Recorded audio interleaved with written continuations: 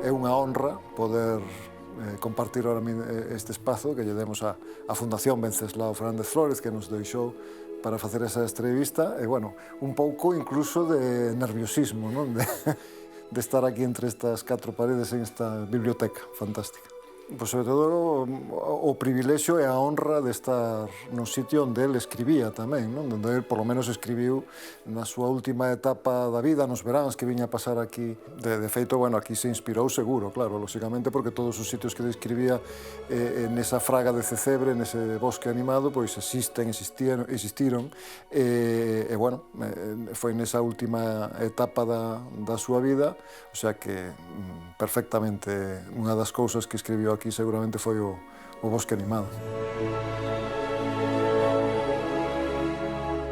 A fraga é un tapiz de vida apertado contra as enrugas da terra. Así comeza a novela O bosque animado de Venceslao Fernández Flórez. Sería unha frase como esta que inspirou aos creadores do filme de animación? Imos tentar descubrilo. Hai 20 anos que se estrenou a película, hai 25 realmente que empezamos, pero realmente o bosque animado é un lino de adolescente. Tería 14 ou 15 anos daquela. Despois de pasei dos tebeos, que era o que leíamos naquela época, as novelas así policíacas e de Sereno Negro, e despois xa me pedía, en fin, o corpo algo máis, non? Algo de literatura, e había por casa pois algunha edición, en concreto esta era a edición que había, esta mesma, non é que fora como esta da colección austral, O bosque animado. Me pareceu un título curioso, eu non lera nada prácticamente ningún autor, casi. E collina, lina, e, bueno, creo que a leín, ademais, no momento en que debería ler todo o mundo, que nese momento da adolescencia, non? Me gustou moitísimo, me impresionou incluso. Falaba de cousas que estaban moi preto de min. Eu tiña familia que vivía tamén no rural, entonces o bosque, bueno, coñecía moitas das cousas das que se falaba. Era unha novela que tiña moito humor, moita emotividade tamén, e ademais era moi fácil de ler porque era como moi episódica, eran como relatos curtos, cada capítulo pois dedicado en ese nexo da fraga de Cecebre, pero dedicado pois a un personaxe ou varios personaxes, pois os señores da Abondo, as toupas, o clán dos gatos libres, en fin, unha serie de personaxes. E recordo moi ben, que cando rematei de lela, pensei xa daquelas, con 14 ou 15 anos, que boa película de Walt Disney daría. Eso foi o que boa película de debuxos animados, cando aínda non sabía nin que me ia a dedicar ao cine, ni moito menos a animación, non? Mais adiante, cando xa empezaba a traballar no cine, non pensaba na animación, para nada. O sea, no cine con actores, no cine en vivo, con actores de imaxe real, non? Como decimos nosos de animación, de imaxe real. Bueno, por aí encamiñei os primeiros pasos, primeiro en decoración, despois en guión, paralelamente, cas curtas, dirixindo tamén. Pero o de animación nin se me ocurrira que íbamos a entrar en animación. De feito, realmente o que sucedeu foi que, aparte deses 4 guións que escribira deses concursos, pois seguín escribindo outros guión máis de curtametraxes, para min e para outros compañeiros. Cheguei a escribir unha docena deles, unha cousa así. E lle tiña pillado o truco, non? Era como, bueno, me levantaba un domingo pola mañá e dicía, vou escribir unha curtametraxe. Escribía, pola noite xa tiña curtametraxe, porque eran 10, 12 páxinas, 15, todo lo máis. Tiña unha idea e me poñía e salía nun día. E dicía, claro, isto é unha longametraxe, xa non vai a ser así, porque hai que escribir 90, 100 páxinas, polo menos. Entón, dicía, bueno, pois, teño que practicar. Vou a practicar a ver se son quen de escribir unha longametraxe. E aí ven a segunda vez que se cruza o bosque animado na miña vida, que decidín, recordei a novela que lera de cativo, de adolescente, mellor dito, e pensei, pois mira, isto sería unha boa adaptación. Que sucedera? Que xa no ano 87 se estreara a película de José Luis Cuerda, baseada na novela, pero quedaron sin adaptar todos os personaxes das árboles, dos animais, porque obviamente era complicado, é unha película demasiado real, bueno. Entonces dixen, bueno, como eso xa está adaptado, vou adaptar a outra parte, que é a dos animais e as plantas, non? Entonces, claro, me puxen con eso, me levou un tempo, pero cando tiven un guión, cheguei a un final, e dixen, bueno, pois mira, ao final conseguín facer un guión. A mí en aquel momento me pareceu maravilloso o guión. Entonces, dino a leer a algún amigo, un deles, Manolo Vecino, o irmán de Jesús Vecino, que ademais el facía infografía, foi un dos primeiros que traballou en 3D, cando non había nin ferramentas prácticamente para traballar en 3D. Me dixo, isto é unha película de animación, hai que movelo e tal. E o mismo me dixo o que hoxe meu abogado, que fora compañero de colegio tamén meu, José Galán, que tamén ten que ver moito nesta historia do bosque animado. E me dixo, sí, isto hai que movelo. E dice, pero a ver, isto ten uns dereitos, non podemos movelo así porque sí.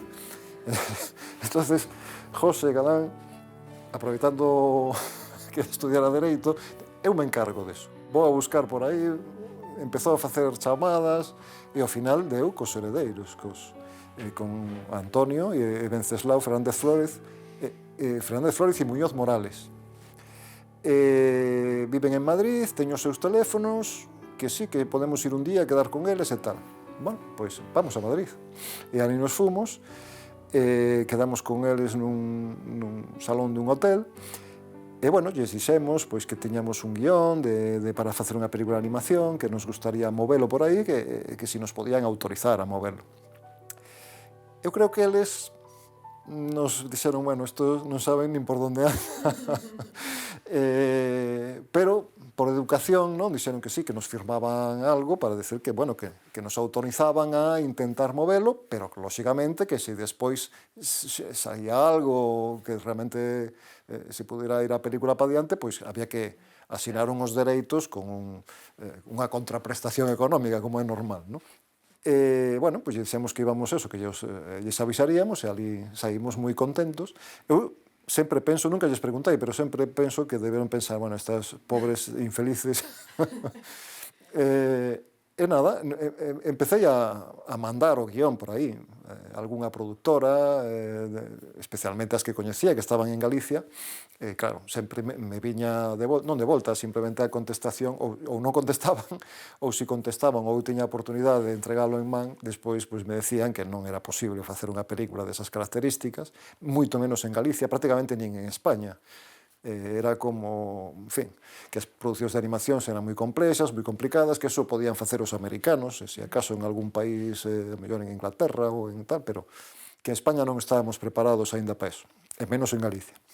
E claro, o bosque animado quedou nun caixón. Por aí me empezou a salir traballo en outras cousas, estes vídeos que decía, cada vez máis, vídeos, non sei que, unhas cousas, outras, e unhas foron levando a outras, hasta que chegou, digamos, a etapa Digra.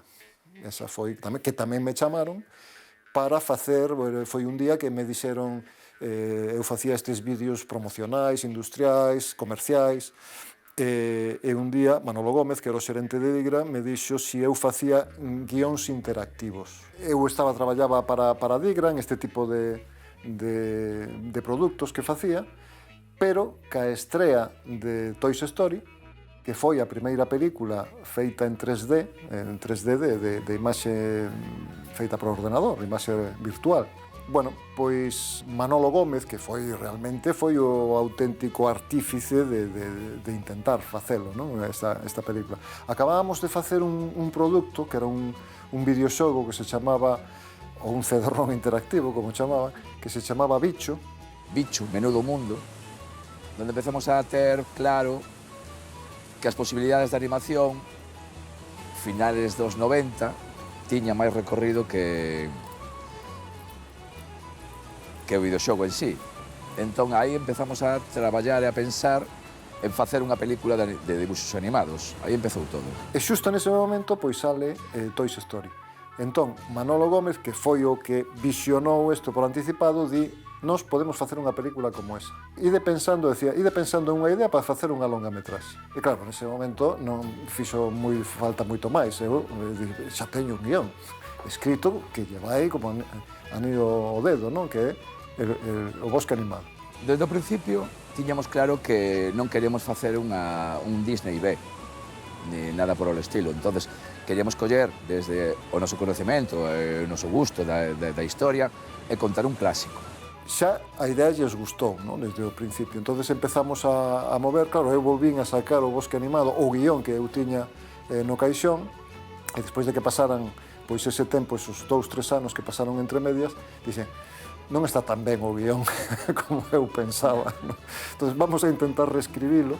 E, bueno, nos puxemos a reescribilo e, claro, eu lle dixe, mira, se vamos a facer algo, hai que volver a falar con estes herdeiros de Venceslao, e ali fomos, chamamos a José María Galán, meu compañeiro, amigo e abogado, que volveu a contactar con eles, e ali nos fomos de novo a Madrid, pero ahora xa a cousa era máis seria, porque ahora xa íamos a falar, pois, de unha cesión de dereitos para poder facer unha película, e quedamos, recordo moi ben, no Hotel Mindanao, quedamos a eso como das 6, 7 da tarde, coa intención de falar desto, chegar a un acordo e irnos a cear.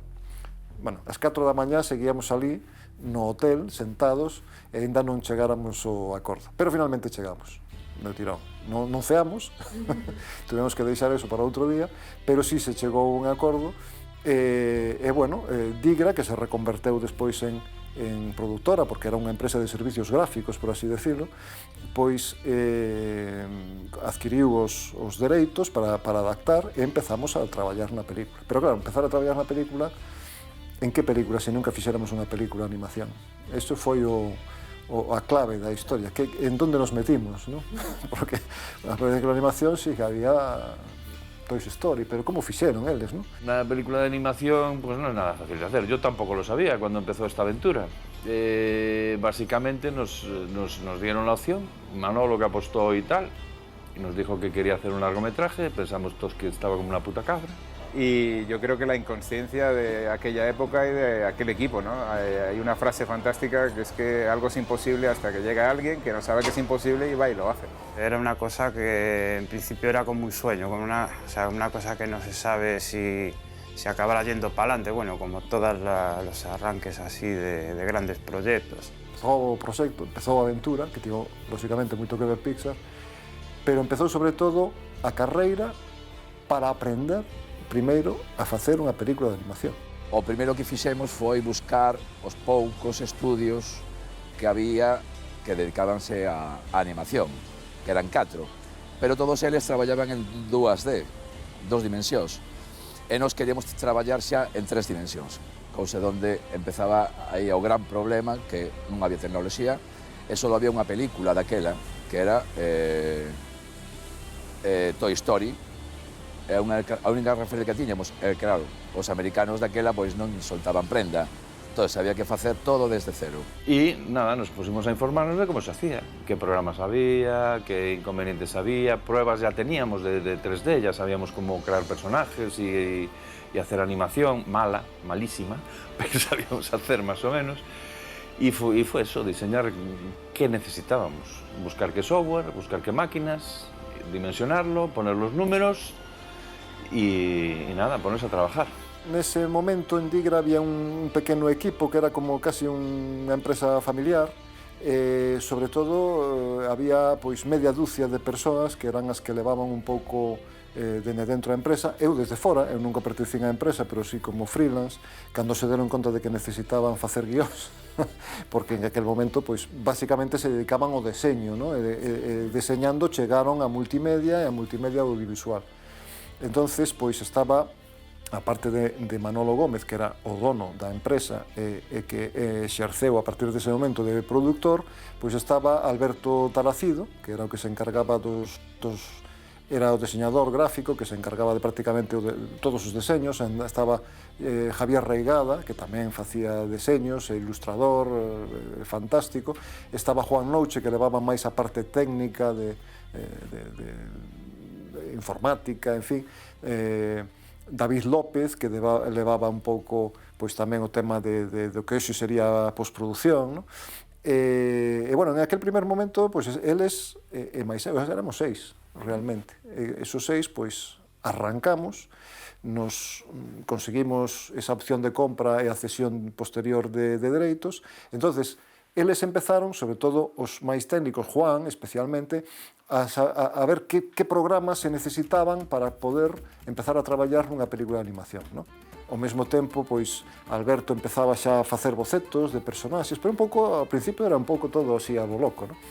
E eu, que xa vira que o guión non era tan bo como pensaba ao principio, pois empecé a reescribir e a traballar outra vez no guión, e ademais, claro, xa lo éramos os 6, e bueno, tamén que os recibir pois ese feedback, como lle chaman agora, da xente que estaba comigo, xa digo, eses 6 que foron os que iniciamos un pouco o proxecto. A ver, animadores de 3D no había, porque éramos de las primeras posiciones. Habría en Estados Unidos seguramente, pero bueno, inasequibles para nosotros.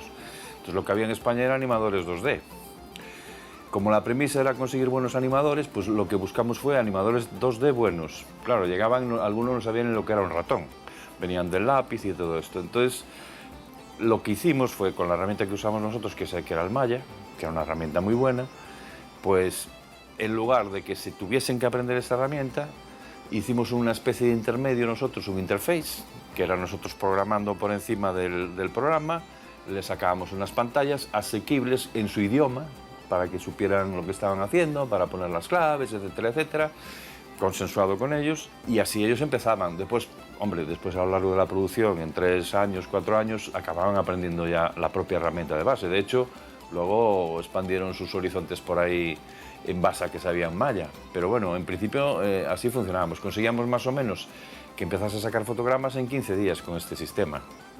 Y luego ya se iban perfeccionando. Fue un tema de desarrollo que hicimos interno y así fue como arrancó la cosa con los animadores. E aí pasamos un bo tempo, é dicir, a película tardou ao final, isto sería a principios do ano 95, se estrenou en 2001, ¿no? Casi 6 anos, 5 anos longos. E bueno, digamos que os dous e medio dos primeiros anos non estábamos facendo unha película de animación, estábamos aprendendo a facer unha película de animación e sentando as bases. Cada vez se incorporaba máis xente, cada vez íbamos conseguindo máis financiación, unha axuda por aquí, por alá, unha venda. Fuimos incorporando gentes de los másters, de comunicación audiovisual y eso, con Luis Hernández, que tenía esa promoción y venían a hacer prácticas, y muchos se quedaron allí. De hecho, muchos hoy están en cargos en, pues yo que sé, en Ilion Studios, en Beta Digital, en el Reino Unido, en algunos se fue ya para Shrek en aquella época, cuando se acabó el Bosque Animado, o sea, la gente fuimos el nido de los actuales, digamos, directivos o gestores de muchos estudios. Entrou tamén despois Manuel Cristóbal como productor executivo para vender a película, que tamén fixo unha gran labor. Digamos que como productor ejecutivo una de las cosas que tenía que hacer era trabajar en el desarrollo, en el guión. Entonces, claro, pues Ángel escribía, pero a su ritmo. Eu iba traballando nun guión, mandando o guión, me iba mandando notas, volvía outra vez, volvía a empezar. Houve un momento que xa me di conta que era imposible adaptar todas as historias de animais que houve que desbotar, ¿no? Porque ao principio eu metían todo para dentro. Estaba aí, pois, por exemplo, desapareceu o clán dos gatos libres. Só quedou Morriña, pero falta Tigre, todo o seu clán. O dos peixes do río, que tamén é unha historia preciosa, pois tampouco pudo ser. Digamos que o máis complicado era precisamente ese carácter episódico que tiña a novela, darlle unha cohesión. Tiña que ser unha sola historia, con unha trama principal e varias subtramas, pero as subtramas non podían ser independentes, tiñan que confluir de algún xeito na trama principal. Entonces ali escollimos, e aí tamén tivo que ver despois, un pouco máis adiante, tamén Javier Vasallo de Buenavista, escollimos como historia principal El peregrino enamorado, que era a historia da toupa, Furacrollos. Digamos, isto pode ser a historia principal, pero as demais historias, as árboles, a gata, todo o demais, teñen que axudar a que esta historia, axudar ou entorpecer, pero teñen que confluir coa historia principal. Entonces, al final, pues yo me fui con él allí, estábamos compartiendo piso incluso en la época, y como no tenía nada que hacer, pues me ponía a planchar. A mí me encanta llevar las camisas bien planchadas y nada, pues yo mientras Ángel escribía yo planchaba y de vez en cuando me acercaba allí con la plancha. Ángel, ¿qué tal vas? Y dije, bien, bien, bien. Y bueno, venga, yo sigo aquí. ¿Tienes más camisas? Y dice, pues no. Y pues ala, venga, voy a planchar los calcetines tamén. Todo isto foron voltas e voltas. Eu non acababa de estar contento co guión e daquela, nun viaxe que fixen de fin de semana, e ademais creo que por consello de Manuel Cristóbal, que me falara de un libro de guión que había, de un escritor que era Christopher Vogel, que escribira un libro que se titulaba El viaje del héroe, pero que non existía ainda publicado en España en aquel momento. Entón, aproveitando un viaxe a Londres, busqueino, efectivamente o encontrei, no trouxen, e con meu inglés de andar por casa, bueno, iba traducindo, e este Christopher Vogel, que por outro lado fora analista da Disney, e analizou pois, un montón de películas da Disney, La Sirenita, Hércules, en fin, outras películas épicas tamén, pois tiña a teoría de que todos, digamos, os guións, sobre todo, especialmente, de películas de aventuras épicas, están baseados pois, no mito clásico. E el divide a historia que se ten que contar pois como en unha 12 etapas que é como circular, non? Desde que sae do seu mundo ordinario o heroe ou a heroína sae do seu mundo ordinario a unha, as horas do reloxo, ás 12 sale do mundo ordinario, a unha recibe a chamada, ás 2 rexeita a chamada, ás 3 a acepta porque o tutor, hai un tutor que lle convence, ás 4 cruza a primeira ponte, ás 5 cae nunha... E, bueno, hai unha serie de probas que ten que...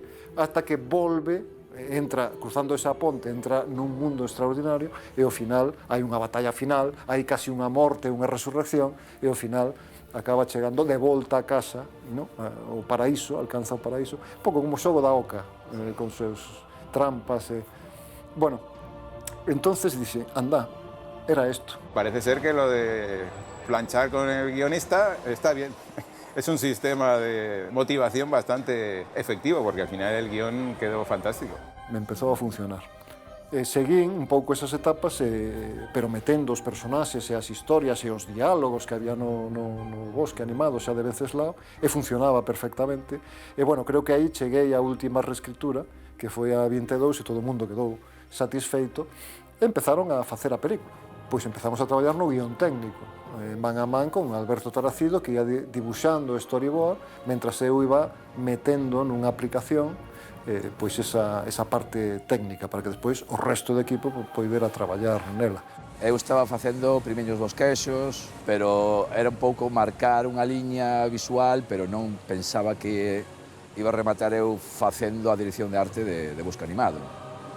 Pero esta falta de tecnoloxía, esta falta de coñecemento no medio máis tridimensional, fixo que pouco a pouco eu fora collendo ritmo, fora collendo máis traballo, ata rematar facendo a dirección de arte, que basicamente foi pois, facelo casi todo a nivel de diseño. O sea que foi unha etapa casi de 3 anos, 2 anos longos, casi 3, de aprendizaxe, antes de empezar a facer animación, que nos levou outros 3 anos.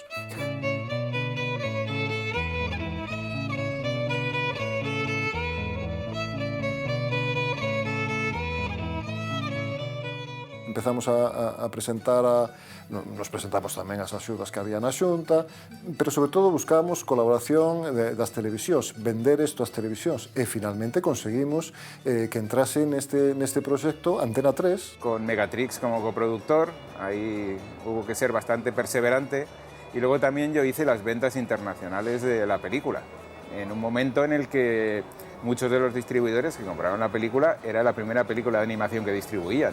E se foi armando, máis ou menos, pero todo isto ao longo de 5 anos, non foi que de repente aparecera todo iso encima da mesa, non? Senón que foi moi pouco a pouco, claro, houve períodos entre unha e outra que con tanta xente, que cada vez había máis xente, chegou un momento que estábamos en un estudio que incluso nos traballábamos, e Digra se montara nun piso de un edificio modernista antigo que está ali na Plaza de Galicia e claro, chegou un momento que ali, claro, 30, 40, 50 personas, cantos máis vamos a meter aquí? Estábamos que non nos revolvíamos. Había un paz allí que nos debe echar de menos todavía, que se llamaba el Drowsy Duck, que yo me acuerdo, por lo menos los miércoles no sé por qué, porque era el día intermedio de la semana, nosotros hacíamos 2 turnos, de 8 de la mañana a 3 de la tarde, y de 3 de la tarde a 11 de la noche, porque no había suficientes máquinas para todos y para dar productividad a la gente, pues hacíamos así. Yo y algunos más estábamos en los dos turnos.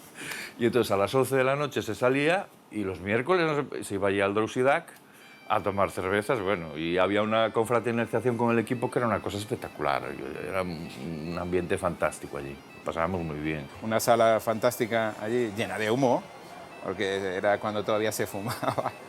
Pero yo creo que confluyeron muchas voluntades, un equipo fantástico y pues eso, que fue un progreso técnico, fue un progreso porque al final fue la primera película de animación familiar española que triunfó y luego ya vinieron obviamente otras. Pero yo creo que fue absolutamente pionera en todos sus aspectos.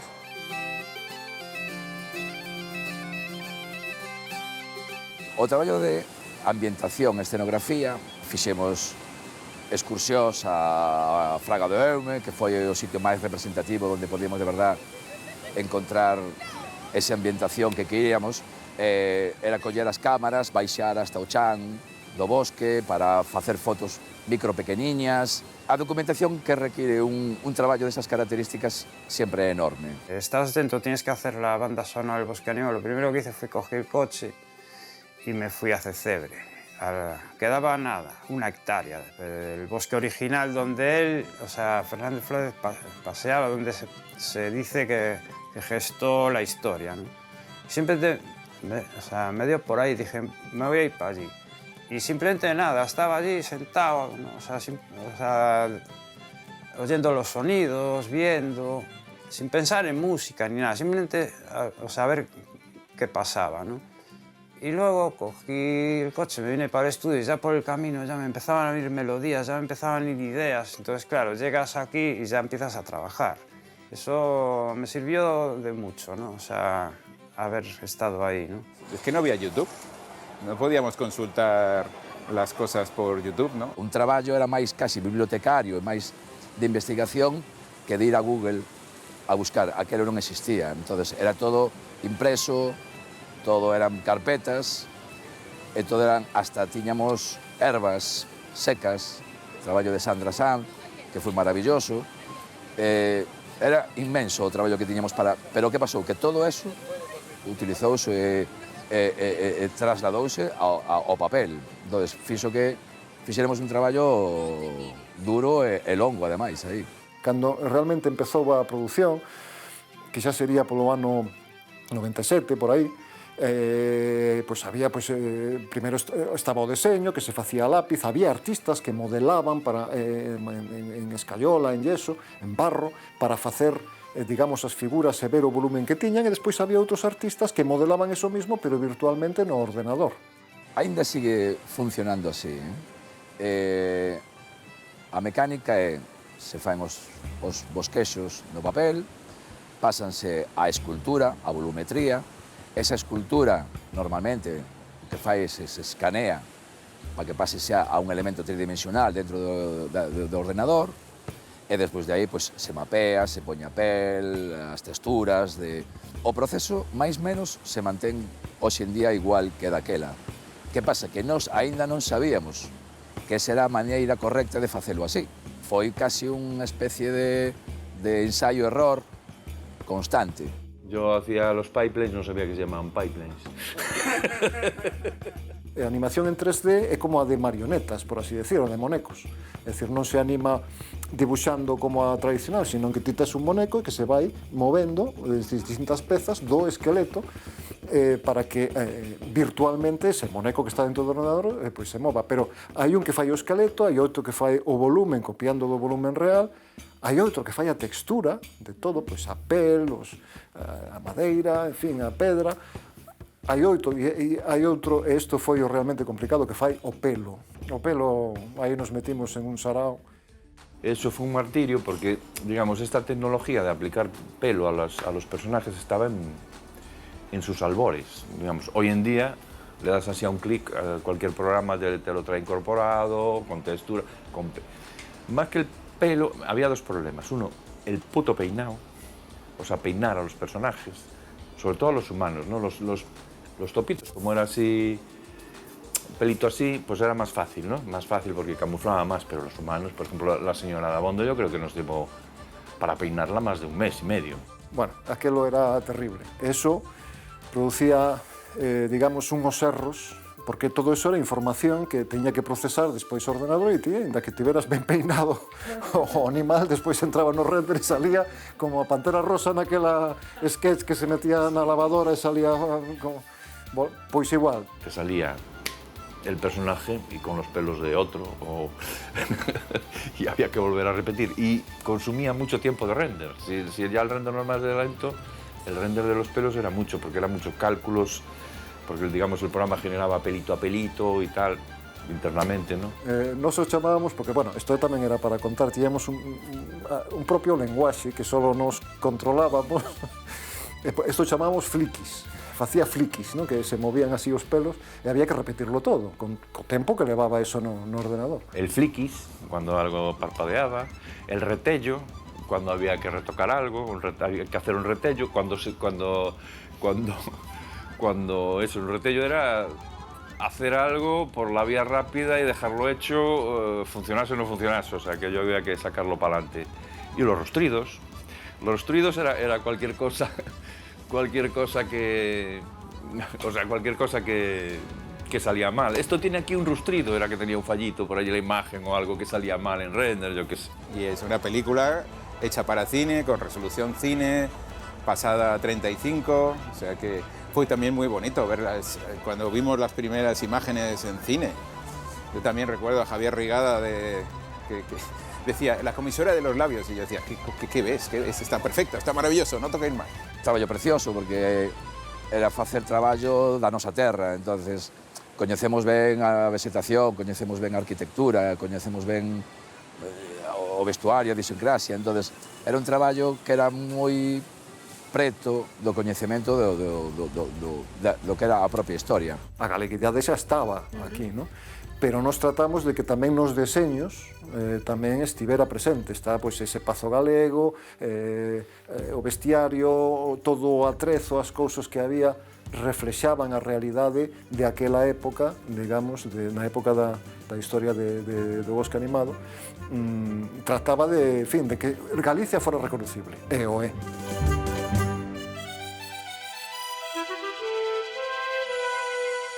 Tiñamos tamén, nos reuníamos normalmente unha vez por semana, viñan tamén os animadores e tiñamos unha habitación con un corcho donde íamos poñendo en grande os stories que dibuixaba Alberto e entonces eu trataba de explicar que estaba sucedendo na película. E a veces hasta poñendo voces, en fin, facendo xa de toupa tamén eu. Lóxicamente, o que eso convertía ou transformaba en ordes para animar era o director de animación. Pero eu contaba a historia, e íbamos contándola pouco a pouco, ¿no? Esa era outra parte importante que facía o director. Luego había lo que era el área de lighting y render, que aquí, como sabrás, el problema era las imágenes finales, obtenerlas en su calidad, eso llevaba un proceso de la leche, entonces había gente que se dedicaba a optimizar y esto.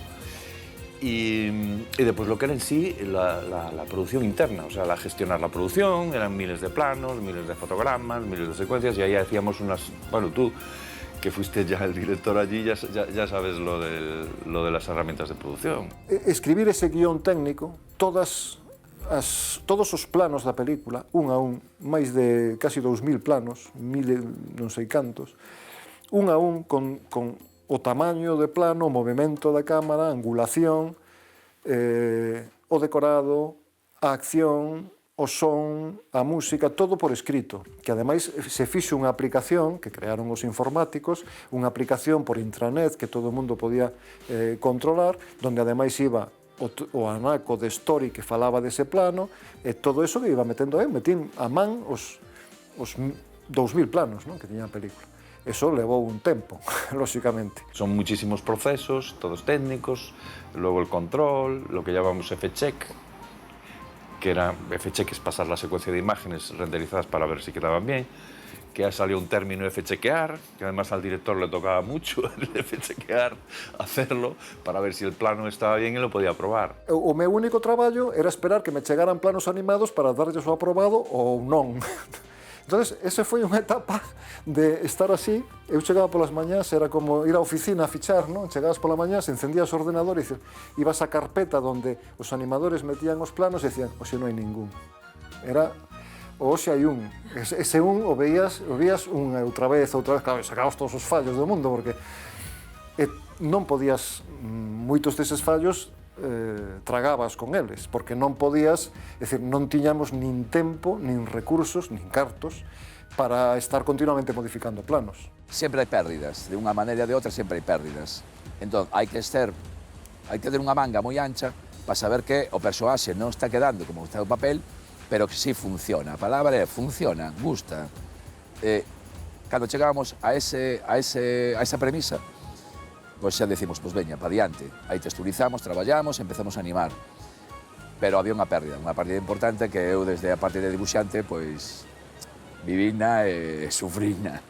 E, bueno, a verdade é que xa había moito xa para enseñar, non? Xa acudíamos incluso a mercados internacionais, buscando unha xencia de ventas, fomos a Berlín, fixemos un teaser, bueno, salimos na CNN internacional, o sea que a cousa estaba collendo pois unha dimensión que ni siquiera sospeitábamos que tería cando a comenzamos. Fue creciendo un poco, ¿no? Así la producción y se consiguió disponer de la Orquesta Sinfónica de Galicia.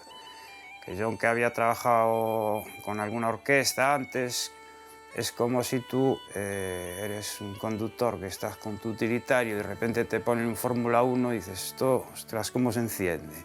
Y claro, a mí siempre me fueron los retos, ¿no? O sea, es una cosa que es lo que me mantiene vivo, ¿no? O sea, entonces no es que me lance a la piscina, yo me lanzo al mar con olas de 3 metros y ya aprenderé a nadar, ¿no? Porque ahogarme no está dentro de mis objetivos. Entonces, bueno, empecé, claro, era una cierta presión, ¿no? Tener que jugar con todo eso. O sea, cuando ya grabamos, conseguimos ya tener todas las partituras, todo hecho, y nos pusimos a grabar con la orquesta. Después de haber conseguido eso, ¿no? Me acuerdo, ¿no? Estando con Ángel allí sentados en las butacas. Era toda la sinfónica, todo el equipo técnico, y estábamos allí sentados mirando, ¿no? Decíamos, bueno, empieza a tocar, y se nos puso la carne de gallina y decimos, ¡buah! Lo hemos conseguido, macho. Aquí estamos. Independientemente luego de cómo fuera la película, pero hasta ahí llegamos, o sea, era un gran desafío y llegamos ahí, ¿no? Y sonaba, ¿no? Porque claro, tú, hasta que no hiciera el director y empezaran, estabas como muerto de miedo, ¿no? Decía, a ver si esto va a sonar tal, no los de la orquesta van a hacer así con las partituras, no, empezaron a tocar y y ya veías, ¿no? Como ellos se empezaron a calentar y empezó a sonar eso y decías, ¡buah! No, funciona, ¿no? Y ya, bueno, y ya nos queda esa noche, bueno, dormimos, pero genial.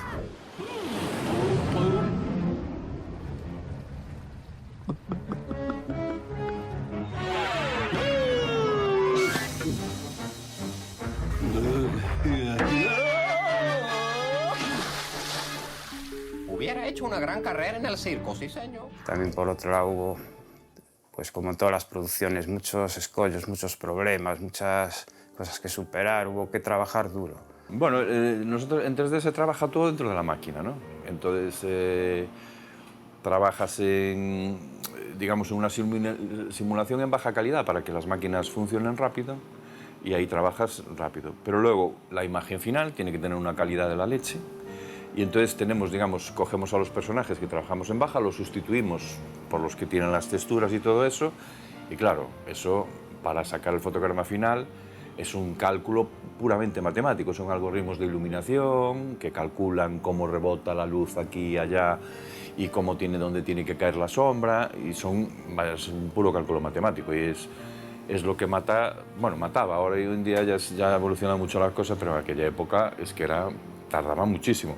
Bueno, me habías dicho tú que habías hecho el cálculo, si lo hiciéramos en una sola máquina, todo ese proceso, hubiera tardado, estaríamos a media producción, de 20 y algo años después. pois un segundo de animación, que eran 24 fotogramas, porque estábamos facendo a 24 fotogramas por segundo, pois aproximadamente eran 48 horas, 2 días, un segundo de animación. Entón, calculei que si con todos os ordenadores en red se tardaba X, pero si só tuveramos un dos ordenadores, tardaríamos 42 anos. O sea, estaríamos ahora na mitad da película, máis ou menos, sacando REM. De feito, por pouco non chegamos, incluso con todos os ordenadores que tiñamos, que cada vez iban a máis.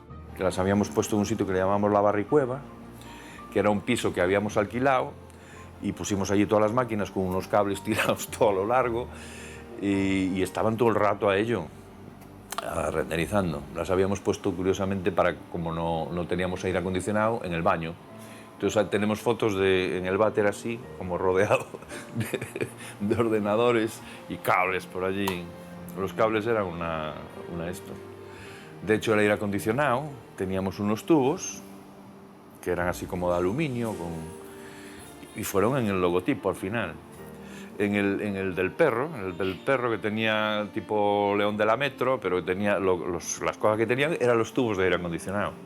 E seguía funcionando, é dicir, as máquinas non paraban en ningún momento do día, en ningún día do ano. Con que me quedaría? Coa xente do equipo. A xente do equipo. Hoxe en día somos un montón de amigos, cada un, a mitad deles están por aí fora, Canadá, Londres, sabe Dios, Nova Zelanda, pero ese grupo de xente aínda queda unha amizade maravillosa. Eso foi como unha mili, pero creativa. Eso como lembro. Nos creo que, aínda que se traballaba e moito, formamos ali un grupo moi unido e que o pasábamos ben, porque despois de estar casi 16 ou 18 horas que estábamos o día xuntos, cando chegaba, por exemplo, un venres, marchábamos dali e íbamos a tomar xuntos todavía unhas cervexas. É dicir, eso non é o máis normal, cando levas tanto tempo xuntos, se eso non estuviera funcionando ben, pois estarías deseando marchar e perder de vista a todo o mundo, non? E nos marchábamos e seguíamos baixando xuntos a un local. De hecho, como trabajábamos casi viernes, fines de semana, estábamos allí todo el puto día, nos enteramos de que era fin de semana porque Scott ponía a Rafaela Carrá. Era escocés, que prácticamente non falaba nada de español nin de galego, e os verres pola tarde, isto é moi gracioso, todos os verres, ele andaba con os cascos, puña os cascos, puña a música, estaba ali animando e non, nada, en toda a semana non abría a boca. Pero o venres, nos decíamos, que estará escoitando? Bueno, pues o venres quitaba os cascos e a iso das 3, 4 da tarde poñía a música que estaba escoitando a todo volumen, era Rafaela Carrá. Entonces os venres era o día de Rafaela. Entonces os venres, como era venres, pois pola tarde aquelo era un auténtico, bueno, escoitando a Rafaela Carrá todos, e ademais, claro, esto, en fin, é unha estábamos todos eléctricos ali con tal. Y entonces había uno que era el pibe, el canario, que pues era muy ligón. Y entonces se levantaba cada 2 por 3 y se acercaba con cualquier excusa. Oye, te ayudo aquí a poner la textura, cualquier cosa, para las chicas. Cada vez que se levantaba le ponían la de Félix Rodríguez de la Fuente, ¿sabes? La sintonía de Félix Rodríguez de la Fuente, la del buitre leonado. Era muy bueno eso. Era muy simpático. Luego los animadores, entre ellos, que dibujaban todos, bueno, eran unos dibujantes increíbles, se hacían recaditos a otro. Y había unos postes, no sé si te acuerdas, en el estudio, unos postes de madera, y ahí dejaban el recadito. Al otro lo caricaturizaban haciendo cualquier mierda y veías enfrente la respuesta de otro dibujo también caricaturizando al otro haciendo otra cosa, ¿no? Era moi divertido. O traballo que fixen, eu teño que reconocelo, foi moi amplio, moi ilusionante. Eu pasei non moi ben, pero foi moi grande. Tan grande foi que xa non que fora a diseñar a película, e que tamén diseñei as banderolas da estrea, as entradas da estrea, e lembro que estaban chamándome, eu aínda estaba no estudio imprimindo unhos, non recordo, non lembro moi ben que eran, pero era unha especie de entradas ou de non sei que non habían quedado ben, estábamos ali dous, o estudio estaba totalmente vacío, estábamos 2 ou 3 nada máis, botándome unha man a mí para chegar correndo, todo traxe, todo elegante, pero facendo ali, pegándonos con unha impresora para chegar. O 26 de xullo estreámola no Pazo da Ópera da Coruña. Ese foi a gran estrea, que unha semana antes estábamos sacando aínda a copia final do laboratorio. Foi todo, vamos, viña recén saída do forno. El día que acabamos David López y yo, en el cuartucho aquel, que cerramos la última DLT para mandar, y no sé, me quedé así como, ¿y ahora qué? ¿Ahora qué cosa? No, después ya vino el estreno, y bueno, como vas a estrenos, viene la gente, pues entonces te vas dando un poco cuenta, ¿no? Pero al principio te quedas como en stand-by, ¿no? Se acabó tanto estrés, tanta cosa, te quedas así, como noqueado, como diciendo, no sé. Foi un xoves que foi un acontecemento, o sea, bueno, enchemos totalmente o Pazo da Ópera, que era, bueno, 1500 localidades, polo menos. Cheo de xente, era unha festa, bueno, eu nunca vin o Palacio de Congresos tan galardoado, tan bonito, tanta xente. E houve xente que se quedou fora, ademais, o sea que aí nos estaba apoiando, porque entrara nos últimos meses, como decía antes, nos estaba apoiando Caixa Nova, e Caixa Nova comprou unha pantalla gigante, porque non había pantalla e había proxector no Palacio da Ópera. Comprou un proxector e comprou unha pantalla que logo levaron para o seu cine ali de Vigo. ¿No? Se estreou aí, esa pantalla, ese proxector. Fixo moita ilusión, hai que recoñecelo, que foi cando, eu creo que foi cando nos dimos conta realmente do proxecto que xa estaba rematado, que xa era a primeira importante, pero despois da percusión e da repercusión que iba a ter ao longo durante un ano, 2 anos, pero ben, ademais, eu creo que foi ese momento, o Palacio de Congresos e toda a xente da Coruña ali vendo o traballo. Estaba o presidente da Xunta, o alcalde da Coruña, conselleiros, eu que sei, o que ali había xente da cultura de todo tipo, saímos en portadas da prensa o día seguinte, foi aparte de estar todo o equipo, con todos os familiares do equipo, por eso había tanta xente, ¿no? Foi algo increíble. Yo creo que fue una cosa fantástica esa peli, o sea, lo que conseguimos, visto así, conseguir poner de acuerdo a todo ese equipo, que funcionasen en conjunto, que se llevasen bien, fue una cosa increíble, increíble. De hecho, fuimos la primera peli de 3D de Europa, que se hizo en 3D. Iban a ser los franceses y fuimos nosotros. Nos hizo mucha ilusión ver un artículo a página completa de Le Film Français, una de las revistas de referencia en la industria francesa, que decía la primera película de animación por ordenador de Europa. Española, e ademais non só española, depois leías a letra pequena, de Galicia, que era como decir así, dali do fin do mundo, ¿no? Incluso con certo ton de reproche aos seus profesionais franceses, non? Como nos deixamos adiantar, non? Por esta xente que está aquí.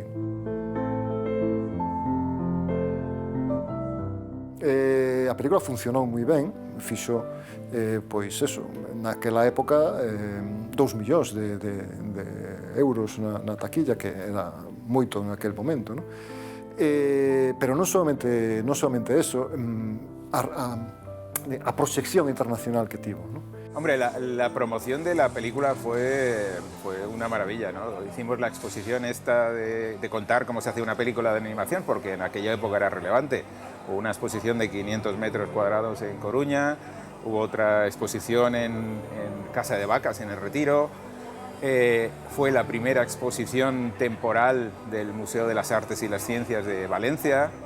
Y luego, internacionalmente, la película pues, se vendió en muchísimos países. Yo viajé por todo el mundo con la película. Bob Balser era o director de animación de Yellow Submarine e de outras, e que era o director do Cartoon Movie. E nos dixo, por que non o presentades aos Óscar? Os Óscar é como... estás de broma. Dice, no, a ver, este ano vai a salir, porque non existía o Óscar a animación, hasta ese ano. O primeiro foi o 2001. O 2002, concretamente. Nosotros presentamos la película el primer año que se abrió la categoría, que fue el 2002, que había 17 películas. Y es más, recuerdo que la Academia nos escribió una carta en la que nos excluía y yo revisé las bases, les expliqué que la venta que había de televisión era de nuestro país, que creíamos que habían hecho una interpretación errónea de las bases y me dieron la razón, cosa que me hizo mucha ilusión, ¿no? Y dice, sí, perdone, puede usted estar preseleccionado en los Oscars. Pero o éxito foi, penso que primeiro foi a máis escalonado. Na taquilla fixo pois unha boa cifra, igual non espectacular, pero unha boa cifra, pero logo empezou a ganar premios, viñeron os Goya tamén. El Goya a la mejor película de animación es para El bosque animado sentirá su magia, de Digra Films Megatrix. Tivo dous, ademais, non só de animación, sino de mellor banda sonora. Banda sonora non, mellor canción original. Banda sonora estaba Arturo Cres, que xa fixera comigo prácticamente todas as curtas que eu fixera, e lle dixen, oye, vente pa có, e tamén empezou a traballar dende o principio xa na música, que para min é maravillosa, a música do Bosque Animado. Fixo unha música que eu botei de menos, realmente nas candidaturas dos... Eu esperaba que estivese Arturo nominado. La banda sonora no pudo ser, pero luego sí que la nominaron para los premios de la música como mejor álbum de banda sonora. Xunto con Amenábar por los otros e Pepe Nieto, que foi o que gañou por la Juana la Loca. Que Pepe Nieto era un compositor que ganaba todo. As bandas sonoras ganaban sempre él. E Arturo chegou a competir con eles dous, ¿no? Entonces foi, pois eso, o Goya que tampouco esperábamos, porque éramos os recén chegados, non nos coñecía ninguén, ali estaba Aute con unha película, estaban os vascos que ganaban sempre, estaba unha coproducción de Antena 3 tamén, curiosamente, de Antena 3 con Argentina, que tivera moito éxito, unha tartaruga que se chamaba Manuelita, e nós éramos, claro, chegamos ali, non nos coñecía ninguén, xa nos dábamos por satisfeitos con estar nominados a dúas categorías, que non era nada fácil naquel momento, ahora xa é un pouco máis doado, pero en aquel momento non era nada fácil, claro, levar pleno as dúas de dúas, sendo os descoñecidos e os recén chegados, foi... Eu chamo un momento Goya, porque para nada pensábamos que íbamos ganalo. Non. Vale, estábamos, a ilusión que era, estábamos nominados ao Goya, digamos, eso era, madre de Dios. De feito, nos quedáramos, fóramos un grupo de traballo dali, e fóramos a unha casa de comidas en Madrid. E quedamos ali na cena, na cea estábamos vendo a televisión, estábamos, ali soltaron o Goya, bueno, o señor non o creía, o tipo estaba ali, esta xente aquí. Pero dimos conta de que todo aquel esforzo, o Goya foi casi como o broche de ouro. Vamos, casi non, foi o broche de ouro, unha palabra. E a partir dese momento, pois en Praga, en Chicago, bueno, eu cheguei a contar hasta 35 premios internacionais. Seguramente hai algún máis que se me escapa, pero 35 os teño contados. Yo me quedé bastante contento de cómo lo conseguí, sobre todo en una crítica de un medio especializado, ¿no? Después de la película, que ponía como estilo, ¿no? Una gran banda sonora, tal, con un estilo atlántico. Y dije, anda, me inventé un estilo, ¿no? Porque no me encajaron, no me daban encajado, y yo dije, bueno, pues conseguí el objetivo, ¿no? Entonces, bueno, fue un trabajo, pues que eso, al haber apostado por mí, ¿no? O sea, lo di todo y fue muy satisfactorio. Yo volvería, porque me lo pasé tan bien, así como después en otras producciones no fue tan bonito, ahí sí fue también, porque era todo, para mí, que soy, lo que más me gusta es la investigación, investigar cómo se hacen las cosas, fue fantástico, porque ponen en tus manos, oye, hay que hacer una película, ¿cómo la hacemos? Y te dejan a ti decidir, pues poner un trabajo, muchas horas de trabajo, eso sí, muchísimo trabajo, o sea, yo no recuerdo haber dedicado tantas horas a nada en mi vida, pero a mí me gustó la experiencia, yo repetiría.